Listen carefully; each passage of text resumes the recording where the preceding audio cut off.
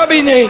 आणि म्हणून परब साहेब तुमचा इतिहास मला माहित आहे, मला बोलायला लावू नका, मला बोलायला लावू नका।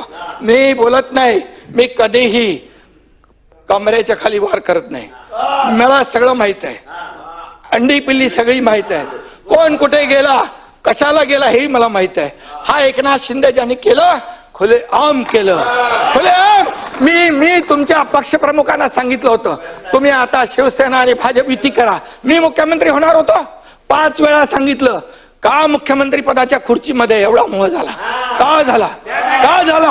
जे बाळासाहेबांनी सांगितलं होतं करू नका, काँग्रेस बरोबर जाऊ नका, तुम्ही का गेले? मोहापायी, सत्तेसाठी। मग मोह कोणाचा? अरे आम्ही तर सत्तेवर लात मारली, आम्ही तर मंत्रीपद सोडलं 8 लोकांनी, तुम्ही सोडणार का मंत्रीपद? आम्ही मंत्रीपद सोडलं 8 मंत्र्यांनी। आम्हाला काय माहित होतं की आम्ही काय होणार आहे आमचं, आणि म्हणून आम्ही एक तर लढून जिंकू किंवा एक तर लढून शहीद होऊ असं म्हणून आम्ही लढलो। तुम्ही आम्हाला काय सांगताय?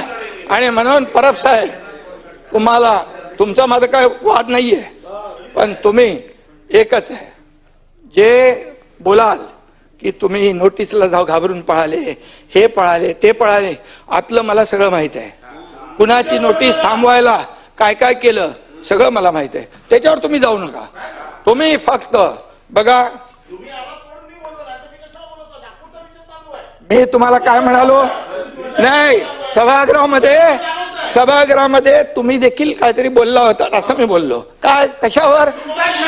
छळ छळ छळ छळ झाला, तर तुम्ही इथं बोलले होते ना, बसून बोलू नका। संभाजी राजे मी काँग्रेस प्रदेशाध्यक्ष आणि देवेंद्र फडणवीसांच्या बद्दल बोललो की त्यांनी म्हणाले की औरंगजेबासारखा क्रूर प्रशासक मुख्यमंत्री आहेत, मी त्याच्यावर सुरू केलं ते, म्हणजे मी बोललो त्यांचे डोळे काढले, त्यांच्याकडे जीभ